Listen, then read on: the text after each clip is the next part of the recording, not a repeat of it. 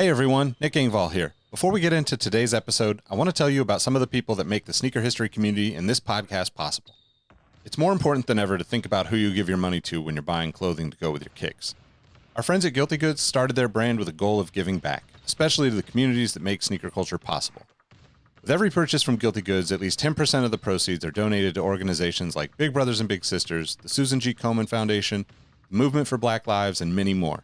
You can save 30% on your order by using the code HISTORY at guiltygoods.us. Again, that's history at guiltygoods.us for 30% off, and you can feel good about your purchase knowing you're supporting a meaningful cause. Sneakers are all about presentation, and if you're like me, displaying your kicks at home or in the office is just as important as when they're on your feet.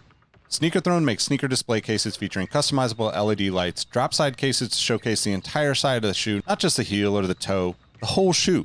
They've also got display cases for trading card collectors and hat collectors. To me, it's the perfect way to display your collection. You can save at least 10% on your Sneaker Throne order by using the code HISTORY at sneakerthrone.com. That's history at sneakerthrone.com. If you're a Patreon supporter or a member of our Discord community, you already know about Kicks with V hot sauce and his small batch, locally sourced hot sauce. V has been one of the biggest supporters of sneaker history and the podcast since the early days. He's currently the defending champion in our community trivia nights competition. Kicks with V hot sauce has been a huge hit with the community. You can save 10% on your order by using the code SneakerHistory10 at kickswithvhots.com. That's SneakerHistory10 at kickswithvhots.com. Now, you're probably here because you like sneakers, and if you join the Discord, you know our community is about so much more than that. Whether it's the marathon-like community calls, trivia night debates, the in-person meetups, or just sharing our favorite experiences, we found that although we have such different backgrounds, we all have some unexpected shared passions. Not only does the entire community look out for each other when it comes to releases, we're like a support group for life in general. You can join the Discord community for free by heading to the show notes of this episode. After you're done listening to this episode, tell someone you like their kicks today. You never know how far a simple compliment can take you, and we all know how good it feels to have someone show their appreciation. Now let's get into today's episode.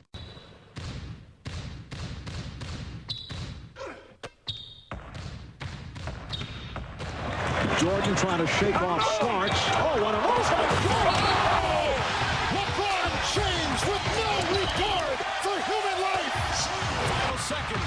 Bryant for the win. Iverson against Gill, the crowd on its feet. Allen for the win. Welcome to the Sneaker History Podcast. Hello, everybody. Welcome to another episode of the Know Your Roots podcast, presented by or powered by Sneaker History, however we want to phrase that. I say we're part of the Sneaker History cinematic universe. We're like the Guardians of the Galaxy. Or we could go a car analogy. They're like GM, and we're like Chevy. Ooh, I like it. With the branch. But I'm Robbie. Yeah. You should probably know my voice by now. Sitting here again with my fantastic co-host, Rohit. How you doing, dude? I'm doing well. How are you, Robbie? What are you wearing today? I am wearing house slippers for the millionth day. But on a serious note, I've been wearing my LeBron 3s when I go and check the mail, or I go up the street to find out the pickup place isn't doing pickup anymore. So, is that the Nick Engvall 3 colorway that I see everywhere now because he's the ultimate trendsetter? It is. It's the black, white, and red home LeBron 3, a perfect shoe in my book. But I'll go into more details on that on my Instagram as I detail my 5 shoes. I'm sitting on pins and needles awaiting your post tomorrow. It'll be a really good one. It's funny because I'm super lazy and I just hate going and taking shoes out of the box without a purpose of wearing them. I think it's stupid, but I'll give the people what they want. What are you rocking though? I was actually going with the barefoot 11s. Just the barefoot, but I was inspired by our last episode. So I found my pair of Huarache 2K4s and I've busted those out, and those are pretty nice. And now my goal is to actually play a game of basketball in them because you swore by them and I never actually worn them. So that is a bucket list item, if you will, in the sense that hopefully I get a couple of buckets while I'm wearing them. And it's also something I'm looking forward to doing once all this madness subsides. So are we talking like the OGs from 04 or like the 2016 retros? There's also one in like 2012, 13 range. The very first retro from 2016, the red, white, and blue. Oh, the All-Star ones, the LA. Yeah. Yes, the LA ones, that is correct. I wish I had those so bad. Are you a gentleman's 11? No, I wish. No. I mean, especially in a Hirachi, I need that. 12, if I'm going to play in them, fits just fine because they're tight. But if I'm going to be casually rocking that shoe, I need to have a 13. But I'm happy you have that all-star shoe because it's a beautiful piece of Kobe memorabilia. And it kind of ties into what our main topic is going to be here. And we'll get into more details in a moment. But all these all-stars and high-end role players, pretty much everybody in the NBA taking part in a 2K tournament. That's kind of going to be our big topic item here. But before we jump into that, we've all been pretty excited to hear this news over social media the past couple of days. But ESPN is dropping The Last Dance Bulls documentary weeks early, a month early, but early.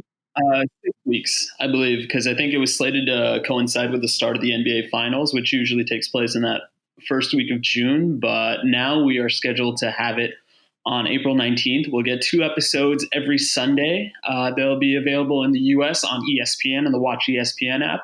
And for our global listeners, you guys actually get the benefit of watching that through Netflix. Even better. So what are your feelings on the documentary? Is it going to make you love or hate Michael Jordan and the Bulls more? I think it's one of those things where it's going to fill in a lot of gaps because we know Michael Jordan as the sneaker salesman or as the athlete, but there's this vindictive and competitive side to Jordan that kind of always gets hinted at but never really displayed. So I'm really intrigued by how much they delve into. I think there was mention that they actually have the footage of Michael Jordan punching Steve Kerr in the face. And that'll be really interesting to see. But I think it's going to scratch that real house husbands of basketball itch for us, which I know a lot of the drama and a lot of the pettiness is what fuels a lot of fans' appreciation for the league. And I think this is almost a perfect complement. Now, if we could only get some basketball games that were worth something to coincide with that, but I'll take what I can get, especially during these dire times of limited to no content. So do you think they're going to have enough new stuff to really make you watch 6 episodes? Because playing devil's advocate as a sports head and an equally big sneakerhead, you got to be. I'd be hard pressed to find. At least I think I'd be hard pressed to find information about those '96 Bulls and MJ that I don't know. Do you worry about that? No. I do worry about that, and I think that if we had a quote-unquote normal summer of content, that it would be something along the lines of, hey, let's check out that Jordan doc, because the thought is, okay, we've got the NBA Finals to take off our mind. We've got the ramp up for the Olympics. So in the grand scheme of things, it's just another option. Now, the fact that it's Jordan, there's always some sort of charismatic appeal to him, like the cult of personality, if you say, where regardless what he does, we as a society tend to fixate and we tend to obsess over what he does and everything he does. So I think it is going to be worthwhile. I think it'll come down to the fact that, is this going to be a documentary that's a fluff piece, or is this something that's going to look at him critically? Because everything we've ever seen about Jordan has always kind of been through rose-tinted glasses, in the sense that he can really do no wrong. And from what I've kind of gathered, and I'm kind of a nerd about it, I've kind of gleaned this information that this is going to kind of cut to the core of Jordan as who he really is, so to speak, which I hate saying that because that sounds incredibly cliche and forced. But I have high aspirations, and I think the fact that it's almost going to be a retrospective on not just Jordan, but the entire Bulls. So we're going to see that dynamic of Scottie Pippen being so hideously underpaid during that time. I think at one point he was the 100th best player in terms of financial compensation. So I think they'll dive a little bit into the drama that involved Scottie Pippen's battles with Jerry Krause. Obviously, we've got the Rodman component. And then we see like the fringe members as well. So we're going to see how much of that Zen master narrative followed Phil Jackson. Is he truly, quote unquote, kooky like that? Or is that all some sort of machination of him buying into the narrative? We get to see Steve Kerr, who's supposedly the everyman of the documentary, where he's just, gee shucks, I'm happy to be here. So I think it's got a lot of things going for it.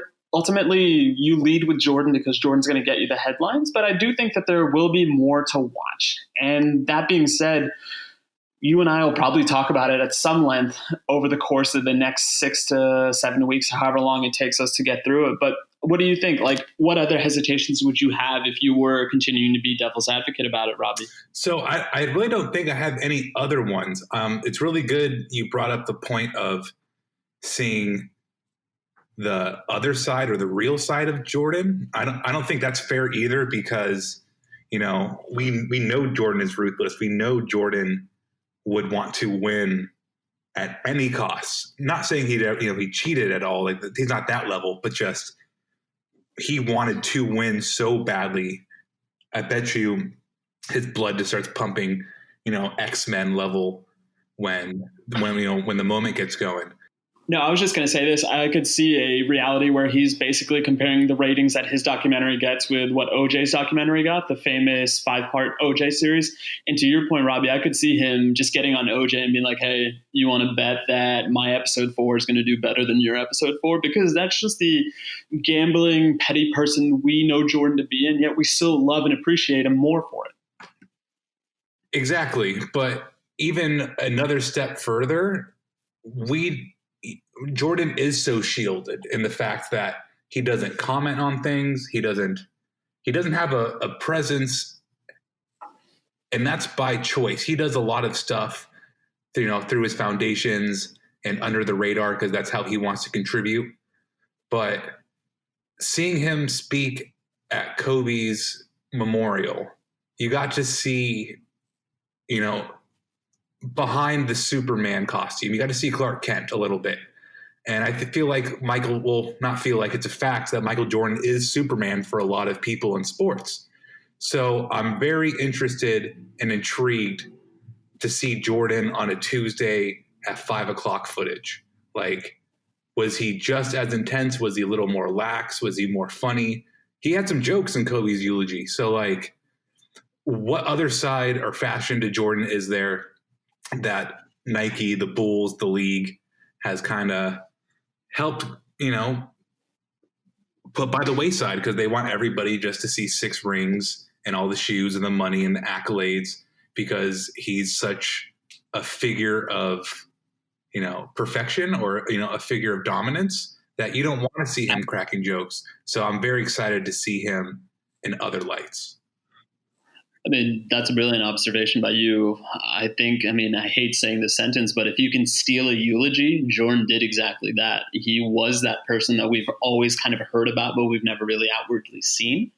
So the whole reference to his meme, the fact that he was kind of the elder statesman and held Vanessa Bryant's hand as she was coming down the podium or up the podium, I can't remember.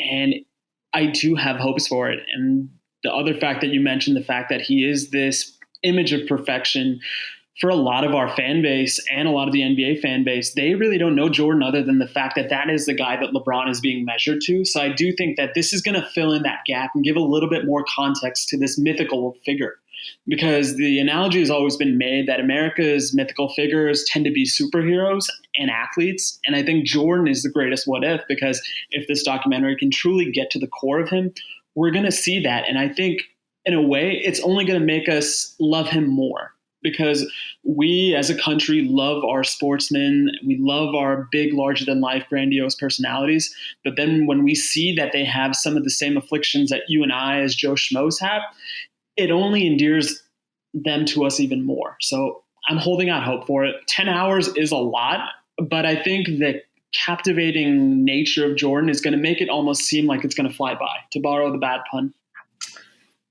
Him flying by, the time flying by. And it's a great segue into seeing other sides of players, because our main topic today is the NBA finding some way to have basketball. They're going to be hosting with 2K, an NBA 2K, that's really redundant of this sentence, an NBA 2K tournament with actual players. So it's bracket.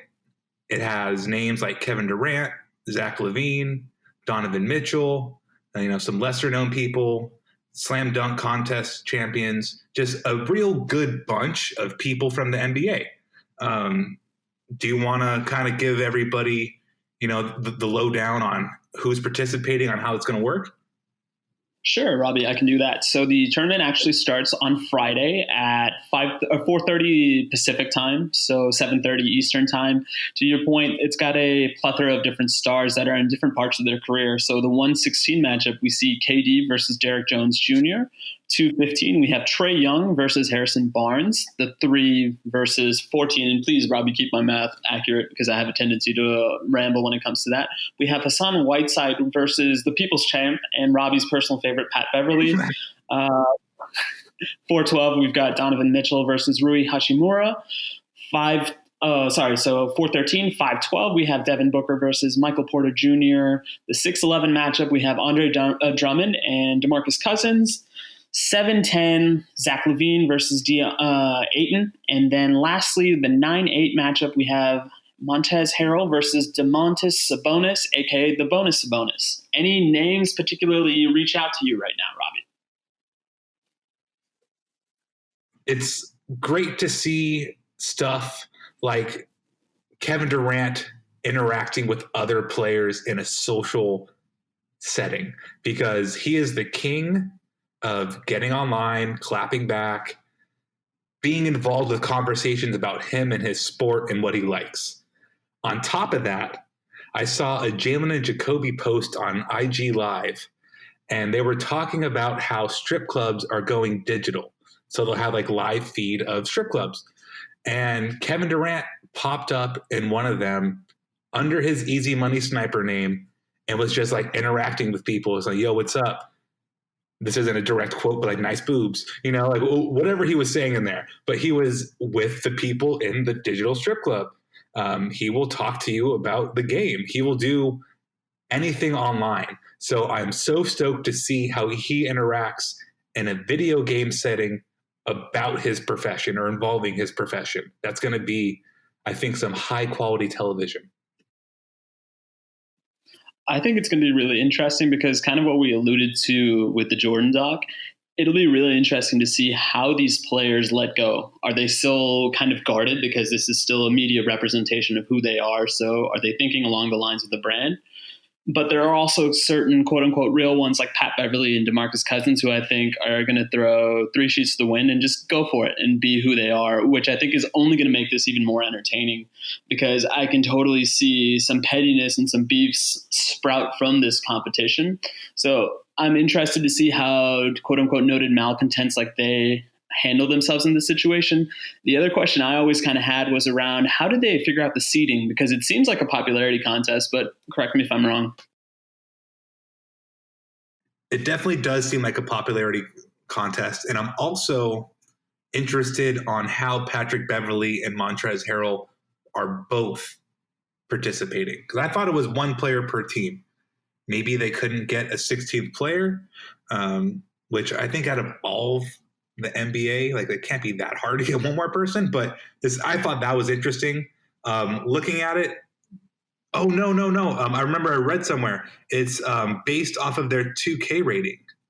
So they're seeded by their 2K20 rankings, which That opens up a whole nother round of questions because obviously Kevin Durant's like a 98, 97. But how is Hassan Whiteside higher than Donovan Mitchell and Devin Booker? I don't understand that either. And that's why I was wondering how this is going on. Is there maybe a my part component? I'm not that well versed in 2K, but is it looking at how their gamer rating also is?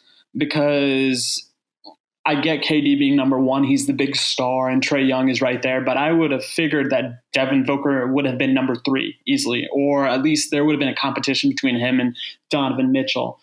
Interesting point about the Clippers. I also think that we have 2 Phoenix Suns in there as well because I believe Deandre Ayton is one of the competitors. Yes. So maybe it's slanted more to the Western Conference. I don't buy the fact that they couldn't get representation from other teams, considering Slam just had a Call of Duty event. And we saw a lot of players that were not in this 2K tournament that were participating in that. And I think Myers Leonard was the MVP of it, if I remember reading it correctly. So there's always a first or something. So to that, you play video games too. I play a lot of video games. If you're not good at NBA 2K, I could see not playing in both of them especially if you're a competitive pro athlete. You're Ben Simmons and your bread and butter is Call of Duty. You do not want to get your ass whipped in 2K if you're not a well-versed 2K player. So that I can kind of see. But how is Zach Lavine higher than Sabonis? Or even more, how is Andre Drummond higher than Zach Lavine? So that's interesting. 2K can be funny when it comes to their rankings. They also do real-time updates, though. So they'll periodically go there and update how a player's been doing. Like, let's say, who's been a breakout star this year? Sabonis. Like, he's probably has a higher 2K score now than he did in the beginning of the season, having made an all-star team. But, above all, I'm very happy to see that they're playing for bragging rights and for charity. That's super fantastic. They're giving away $100,000 to the Corona relief efforts, so that's where the money should be going. But it's just seeing people compete is always great. Seeing pro athletes compete in their own sport, that I've never seen before, and it's very smart of ESPN to have an angle other than this like ESPNU sports. Like they'll have like League of Legends on there, but it's on like 2 a.m. on ESPNU. Having NBA 2K during prime time, they're short on programming. It's genius. It will be fun, and I'm interested to see how this expands because a couple of years back, there used to be the show on ESPN called Madden Nation, which I thought was the best marriage of sports and gaming, where each NFL team had a certain gamer represent them. And then the gamer actually had to play a representative from the NFL team themselves and kind of had to back the claims up that they truly were the best choice available for, let's say, the Baltimore Ravens or the Kansas City Chiefs. And that marriage of video games and athletes has kind of always been there. But because we are in these quarantine times, I'm glad to see that we're further giving the validity that esports are a quote unquote credible sport. Yeah, I mean, I'm going to be watching it. I'm sure memes will be born out of this. I'm sure certain people's brands will go up, certain people's brands will go down. There can be no wrong from this. And to your point about players soliciting better feedback for ratings, I think that's been one indicator of truly successful video games, because I've seen instances of that in Madden. I've seen instances of that in FIFA. I think we always get that annual video of incoming rookies trying to guess what their rating is, and then watching them crumble when they get quoted as a 72 or 75 is always very interesting. And you can kind of glean a lot about the player based on how their reaction to that. Some of them seem very content with their low rating, but then you have others that have the eye of the tiger that want to justify throwing everything back in the face of 2K and saying, you know what, I'm not a 78 overall. I'm actually an 84 or whatever number they choose to say as their own. So we've never played 2K with these people, but going off of name or personality, whatever you want to factor in, who do you think is going to win? I like the KD pick. I think he has probably the most downtime to commit to the game. Demarcus Cousins seems like a very interesting one, also due to his recent injury-prone ability. What happened with Boogie? Oh, yeah. So Boogie also, once again, the source of controversy, whether it's a digital or a real basketball court. Ronnie 2K, who seems to be the figurehead for the entire NBA 2K experience, was recently on a live stream, and somebody was asking him about this very tournament, and he was going over the fact that, okay, most of the players have been sent their information, but one particular player, the aforementioned Boogie Cousins, did not receive the equipment he needed to be ready for his matchup. And Ronnie just kind of postulated out there that he's kind of a dick and he's not going to want to do this now because he's a baby. And other things were said. Unbeknownst to Ronnie, this was broadcast all over Twitter. So there was the inevitable DeMarcus Cousins response, as well as kind of shaming and memeing of Ronnie 2K, which, I mean, if you're a Ronnie 2K fan, it's very interesting. He always comes across a little unique to me. I won't necessarily speak ill about him because I don't necessarily know him, but he's a very peculiar character. He did what I guess anybody's supposed to do that's caught in the middle of a crisis. He doubled back and said, you know what, I apologize. It's been a very stressful moment for all of us. That wasn't my intent. I love you as a person, Demarcus, and I hope you continue to participate in the tournament and actually win so we can have a discussion about it. So controversy seemingly follows Boogie everywhere. I think he's a good dark horse pick. I could see Patrick Beverly taking trash talk to the next level and instigating some sort of fight where it's on site the next time any of these guys play him. But Devin Booker also seems to be a pretty prolific gamer. So I don't know. It's a really hard thing to say. What do you think, Robbie? Who's your pick? Here's a fun analogy to Ronnie 2K. He's like the Microsoft paperclip of 2K. I actually like the paperclip, though. You're like 1 in a billion that likes the paperclip. But it's like pops up, 2 in your face, 2 this much. So that's a really funny story. You got to be mindful, especially at that level. He's definitely been in front of a camera a trillion times. You got to be mindful when that film is rolling, or digital film, digital life. My pick is actually Devin Booker for the win. He's in that ripe age of really young. I think he's like, 23, 24 at max. So he has been playing 2K for a long time. He seems like the kind of guy who's just shooting hoops on the, let's say, Saturday afternoon. Saturday for Devin Booker is probably a nice breakfast, getting a workout in, playing 2K for 3 hours, and then hitting the club. So he definitely gives off that vibe of an avid 2K player. What I think is really interesting about it is that each player gets to pick from a pool of 6 teams of their choosing. So their competitor won't 100% know what's coming at them. They'll have a circle of choice. But wouldn't it be weird to not pick your own team? I think it would be. I think it's one of those things where we saw Pete Rose get in trouble for betting on baseball. So it's one of those other ideas of, are these guys going to get lambasted for not having that ability to pick your teammates and show support for the team? The other thing I want to know is, are there certain untouchable teams? Because to your point, Robbie, we're reading the rules right now and you're only allowed to use a team one at a time, or once and then they're done. So do you save your best team right off the bat?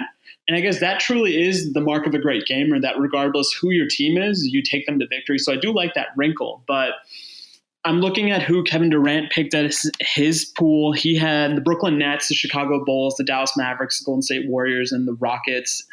And there always seems to be a theme with these teams where he's got really good point guards and he's got multiple scorers. So I think that'll be really refreshing to see how KD, the player, in terms of the actual basketball player, is similar or different to KD, the video gamer. Does he score in a similar way? Is he more of a three-point bomber in his digital self? So the subplots are there. It's going to be really interesting. Zach Lavine in video games is amazing. Like, I've definitely busted my friends with the Bulls a couple of times. Laurie Marketing, like, you don't have to have an elite roster in real life to have an elite video game roster. And I haven't played much of 2K20. I'm sure avid 2K20 players will agree with me when I say this, but the game is really slow. Even when you are Russell Westbrook at full max turbo, you're not going all that fast. It's like you're playing in mud. So I would like to see Devin Booker or Trae Young miss a wide open 3 in the game and just lose their crap. Like, I would not miss this in the real life. What the hell is going on? So those subplots are going to be bountiful and just full of I think it's going to be very memeable. We just saw a recent video where I believe it was De'Aaron Fox of the Sacramento Kings playing a game of 2K, and he had inbounded the ball. And I guess his plan was to pass it to somebody who had already crossed the half-court line, and the pass sailed, as it's prone to do in 2K. And the vitriol and the anger and the fury that came out of his face was perfect, because I've never felt closer to De'Aaron Fox. And that's even after the revelation that we're both Vegeta fanboys from Dragon Ball Z. So it is going to be interesting. And similar to your idea of some of these players that may not want to play 2K because they're worried of how it may impact their brand, this is kind of a big risk. Because imagine if you run into the same common bugs that occur when you're playing 2K with your boys. Like, how does 2K Sports have that ability to do damage control on the fly? Especially, let's say, if it's a game-winning situation and some sort of glitch prevents somebody to win the game rightfully or wrongfully. So there is that level of intrigue as well that's associated with this tournament. 2K is known to have some random-ish go on. So I'm going to use that as a segue. What have you been doing with your free time during this coronavirus, quarantine, self-isolation situation? We've been playing video games, so I recently purchased Gran Turismo, and unbeknownst to me, my wife now is as obsessed with the game as I have been, so it's refreshing when couples that love each other can also game together. There's definitely been instances where she's yanked the controller out of my hand because she's tired of me driving a particular way, so it's really, truly the real-life driving simulator. So Gran Turismo, well done. You've caused fights outside of the car that normally occur within the car. So thank you for that. Other than that, we've been doing a lot of TV watching. We're going through a hat trick right now of shows that are so fundamentally opposite. So I'll tell you the 3 shows, and then Robbie, I know one in particular you're going to have opinions on. So we've decided to watch Scrubs, which is a fairly lighthearted, easygoing show that has the occasional emotional sucker punch that comes out of nowhere. We're also watching The Wire because we're very basic, and I can't wait to tell everybody how much The Wire is the best show ever, and you should all stop what you're doing and watch it because we're still from 2010. And lastly, we are talking about The Tiger King, or rather we're watching The Tiger King. And I'm going to defer right now to the real-life Joe Exotic to give me a deep dive about it. Joe Exotic is my spirit animal. I never thought I'd be so captivated by meth heads. But easily the sensation of, I'm going to say the spring, like the winter time, the first quarter of the year, the only highlight we've had is freaking Joe Exotica. Joe Exotic, not Exotica. But that's been something I didn't want to watch at first. Like, oh, this is kind of dumb. And then we polished through every episode proper. On top of that, a lot of video games too. Been playing a lot of Mortal Kombat. I don't know why, but fatalities just spoke to me at this time. I need to release some aggression, so nothing does that better than some Mortal Kombat. But while on the topic of like documentaries and having brought up, the More Than a Game, I gave myself away. The Last Dance Michael Jordan documentary. I really recommend watching More Than a Game. The LeBron James documentary from, I believe it was 2010 it released. It had the Smash Drake single on there. I can't remember what song it was, but it had like Lil Wayne on it. Eminem was on it. May not mean nothing to y'all. Yes, that what one. it's done for me. I just remember the video having a LeBron Forever. James Forever. That's right. I just remember the video having LeBron James playing online poker, and I realized, is this the moment that LeBron James may have outed himself as a corny dude, or is this his jump the shark moment? But that is a great documentary. I believe it's about the St. Vincent St. Mary high school team that had won quite a lot in their time as high school seniors, correct? 3 championships. It's that and pretty much LeBron up until him getting drafted. So it's just a fantastic documentary. There's a really rare pair of LeBron 7s called More Than a Game. Highly recommend you check those out. If you have a pair and they're size 12, let me buy them off you. But that's one of my favorites. There's a Dirk documentary, I believe, on Amazon, like Dirk Nowitzki. That one's really good too. There's the Iverson one on Netflix. That's a must-watch also. Do you have any go-to or any sport documentaries you'd recommend? Sure. An oldie in the sense that it only came out in 1994, but I may be showing our age a little bit. Hoop Dreams, which was considered the gold standard or the blueprint for effective sports documentaries. It's about these two high school kids from the greater Chicago area who grow up in the shadows of Isaiah Thomas. And you basically watch these kids from freshman year until senior year of high school. And it showcases a lot of what they're facing. And I would love for a modern day version of that. So Hoop Dreams is one. I've seen the Dirk Nowitzki one. I thought it was on Netflix, but if it's on Amazon, that's great. I love documentaries about Dirk. There was the Iverson one. We have the ESPN and the Disney Plus hybrid app. So I've been able to watch a lot of the 30 for 30s. So the Fab Five one, which we touched on last week, that's a really good watch. Outside of basketball, I know we were scheduled to talk to Nick about Formula One because I've been obsessed with Formula One Drive to Survive. So apologies if I sound like a broken record, but that's definitely scratched my itch as something sporty and competitive to watch, even though the results from the previous 2 years. But I'd say off the top of my head, those. And then obviously, let's use this a little bit to segue into a bit of product placement. The greatest sports documentary of all time, Space Jam. And aren't we doing something with Space Jam, Robbie? Yes, 7 Pacific time this Friday, which I believe is the 4th. I could be wrong. No, it's the 3rd this Friday. And we'll be doing the Netflix party. So make sure you have the Google Chrome add-on and that you're on a computer. You can talk to us. We'll watch it together. I may or may not have a couple beers before, so you'll get my real and true feelings on Bill Murray. So please, after you watch the ESPN 2K tournament on Friday, go ahead and jump on your laptop and join us for some Space Jam. Actually, there's one little documentary I want to bring up. It's one of my favorites of all time. Gunning for that number 1 spot from 2008. I remember watching this very inebriated at like 4 a.m. many, many years ago and just loving it. It has Jared Bayless, Michael Beasley, Tyreek Evans, Brandon Jennings, Kevin Love, Kyle Singler, and the one and only Lance Stevenson. And it's just them as they go through the rounds trying to be the next elite prospect.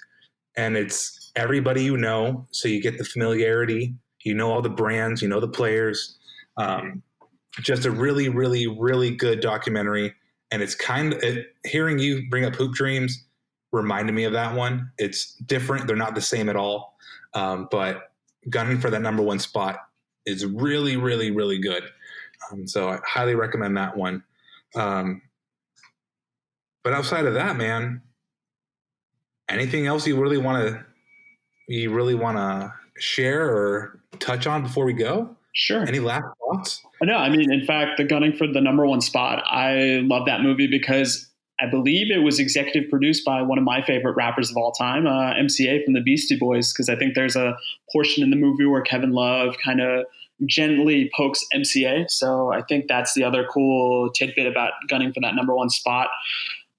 I would say this. I've been reading a lot more. Have you been reading anything, Robbie? I know that sounds really bougie as I say it out loud, so apologies there. I'll take my 10 demerits off air. But yeah, I recently picked up a book called The Hot Hand, which looks at the science of streaks. And this whole idea came to the author because he had a transcendent game as a middle schooler or as a junior high kid where he scored 16 of his 30 career points in one game. And particularly there was I think a 5-minute stretch where he scored 8 points. And he just realized that this feeling of never missing a shot was something he should be chasing for the rest of his whole life. So it looks at Steph Curry. There's a lot of cool off the court anecdotal examples as well. So that's been my book that I'm kind of getting through right now. And then another one in my queue is called Tanking to the Top, which is a summary of the whole trusted process Philadelphia 76ers saga.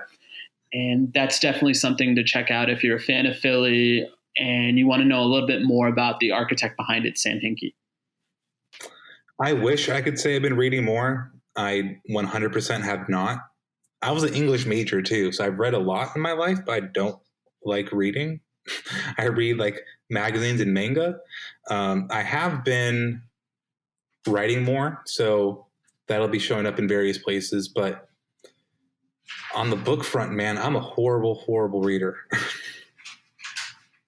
Not at all. You write, and I read. We're perfect compliments. How about that, Robbie? I try. I appreciate that. That's why we make such a good team. We complement each other. So with that said, this has been another successful episode of the Know Your Roots podcast. Please make sure you subscribe, drop a comment, leave a 5-star review. You know what the drill is help us out. It goes a lot further than you would think. Check us out on Patreon. That's the Sneaker History Patreon. Check out our latest episode of this where we talk about wrestling. That's a fantastic listen. And there's a follow-up episode we did with Mosh Customs. So check all that out. I'm Robbie. You can find me at RAHBEE702. Rohit, where can they find you? I'm Rohit M13 on Instagram, and on Twitter, I'm Roheezy. Thank you, guys. I love that, Roheezy. I think about it more than you would, more than that is normal. Let's put it that way. It's a good username. I'm flattered. Cool. Well, hey, thanks everybody for listening, and stay safe out there. More importantly, stay inside, but take it easy.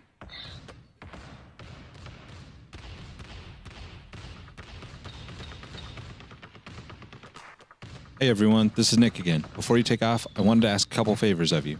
If you're interested in more content from the Sneaker History crew, become a member of our Patreon page where we post daily content, drop exclusive episodes, and host monthly giveaways. We'll even help you hunt for your grails. Check us out at patreon.com/sneakerhistory. Also, make sure you sign up for our email newsletter at sneakerhistory.com/email. We send out weekly updates on the footwear business and what we're working on here at Sneaker History. Last but not least, take a second to tell someone you like their kicks today. You never know how much it means to someone, and it might even plant the seeds for something even bigger. As always, we appreciate you, and we'll catch you next time. Peace.